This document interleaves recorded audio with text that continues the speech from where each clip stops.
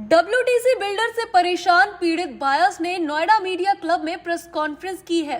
Buyers ने builder पर परेशान करने का आरोप लगाया। साथ ही उनका कहना है कि पिछले काफी सालों से पैसा लेकर आज तक घर नहीं दिया गया। हजारों बायर्स के करोड़ों रुपए डब्ल्यूटीसी बिल्डर ने ठग लिए। दुबई में रहने वाले भारतीय बायर्स ने भी डब्ल्यूटीसी बिल्डर के यहाँ इन्वेस्ट किया था। बताया जा रहा है कि प्लॉट ऑफिस देने के बदले हजारों बायर से करोड़ों रुपए लिए गए थे। वहीं अब बायर्स ने राज्य सरकार से मदद की गुहार लगाई है। इस पर हमारे संवाददाता की रिपोर्ट देखिए। डब्ल्यूटीसी के खिलाफ बायर्स ने मोर्चा खोल दिया है। उनका आरोप है कि पैसा फंसा हुआ था, कुछ निकल गया, कुछ नहीं निकला। उन लोगों से बातचीत कर लेते हैं। क्या नाम है आपका, क्यों प्रेस कॉन्फ्रेंस? ये राजू भारती नाम है मेरा। प्रेस कॉन्फ्रेंस हमने इसलिए की थी कि पहले हमने डब्ल्यूटीसी के साथ कॉन्ट्रैक्ट किया, उसके बाद सितंबर में दोबारा से भूटान के साथ कॉन्ट्रैक्ट हुआ, 2 पेमेंट आई, उसके बाद रुक गई। तो प्रेस कॉन्फ्रेंस का ये मकसद है कि हमारी वॉइस पहुंचाई जाए कि जो पेमेंट आप लोगों ने रोक दिए दिसंबर के बाद, वो दोबारा से रीस्टार्ट करें और जो आपने एग्रीमेंट किया है एज ए भूटानी इंफ्रा, उसको ऑनर करें। कुछ उम्मीद लग रही है भूटानी से? सर, उम्मीद ही के लिए आप लोगों को इसलिए बुलाया गया कि मीडिया के थ्रू हमारी वॉइस पहुँचे वहाँ पे, कि हमारी पेमेंट रिलीज़ की जाए, दोबारा से स्टक ना किया जाए। क्योंकि हमारे हालत वो है कि हम आसमान से गिरे खजूर पे अटके वाला हाल हो गया है। एक जगह एग्रीमेंट किया डब्ल्यूटीसी का, वहाँ पैसा फंसा, दोबारा एग्रीमेंट किया, वहाँ भी 2 महीने बाद पैसा फंस गया, तो दोबारा से रिलीज़ की जाए। तो उम्मीद लग रही है और आप लोगों के साथ रहा तो हमारे पैसे निकलेंगे। बिल्कुल। देखिए, कुछ लोगों को विदेशी बिल्डिंग दिखाकर पैसा लिया गया। क्या मानते हैं आप, कितना पैसा एक व्यक्ति ने इन्वेस्ट किया? सर, ऑन एन एवरेज लोगों का 12-15 लाख ऐसे है, बट जो कंपनी की लायबिलिटी है ऑन एन एवरेज सबकी 20 लाख के आसपास है। अब हम बहुत छोटे से इन्वेस्टर्स हैं, हम कुछ भी नहीं उनके सामने। हमारी सिंपल सी डिमांड है कि जो नया एक एग्रीमेंट था जो हमें 3.5 साल से इधर उधर भटका रहा है। इनफैक्ट लोगों से लड़ाई भी की है डब्ल्यूटीसी वालों ने, मेरी खुद की हुई है। एक चेक मिलता है, उसके बाद नया चेक दे देते हैं, जो कभी भी जाओ तो बाउंस ही होना है। एक इंसान आता है, भूटानी आया, and we are very thankful to them, and then they came and they started refund within a month.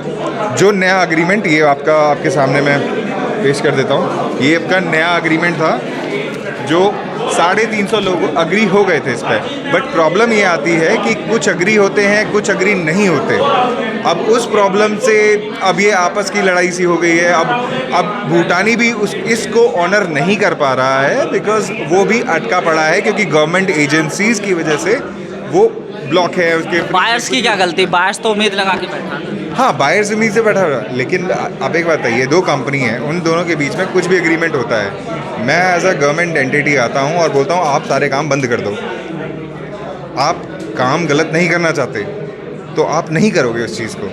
हमारी बस ये रिक्वेस्ट है गवर्नमेंट एजेंसी से, प्लीज़ जो 350 लोग इस समस्या से निकलना चाहते हैं, क्योंकि इसमें बहुत बूढ़े हैं, मेरे जैसे हैं, जो हम लोन में दबे हुए इंसान हैं, जो लोन लेके इन्वेस्टमेंट की थी, जो अब बट फिर भी अभी अटकी पड़ी है। अब हमारी बस ये रिक्वेस्ट है, जल्दी से जल्दी इन भूटानी को क्लियरेंस मिले, ताकि जो काम उन्होंने स्टार्ट किया था, लोगों को रिफंड देना स्टार्ट किया था, वो कंटिन्यू रह सके। आपने कितना पैसा इन्वेस्ट किया था? क्या कोई समाधान? मैंने दो लिए थे ये प्लॉट जो है, तो एक FBD 521 है, एक 577 है। तो इसमें 2 प्लॉटों के लिए 44 लाख रुपए 2 नामों से जमा किए थे। और अभी तक जो है वहाँ से आया है, भूटानी से किया था इन्होंने एग्रीमेंट। हाँ, एक शीट में आया है 3 लाख और एक में आया है 2 लाख। कुछ उम्मीद लग रही है कि 2-3 महीने से बंद है। क्या मांग कर रहे हैं हम? ये है कि जो एग्रीमेंट उन्होंने किया है उसको ऑनर करें। हमारा जो बकाया पैसा है उसको किस्तों में बोला था, उसको दें वापस। इससे उम्मीद डब्ल्यूटीसी से, भूटानी से? भूटानी से। डब्ल्यूटीसी तो बात ही नहीं करता कोई। डब्ल्यूटीसी बात ही नहीं करता। तो 2 किस्त आ गई आपकी? हाँ जी, 2 किस्त आ गई। हाँ, 2 किस्त आ गई। बिल्कुल। देखिए, ये थे जो बायर्स अपनी बात रख रहे थे। उनका कहना था कि अभी भी हमारे पैसे फंसे हुए हैं, लेकिन उनका कहना है कि आने वाले दिनों में कुछ समस्या का समाधान होगा। लेकिन आरोप वही है कि हमारी क्या गलती है, दोनों बिल्डर आपस में नकार रहे हैं। देखना होगा कब तक समस्या का समाधान होता है। नोएडा से टीवी 7 बात के लिए मैं साजिद अली।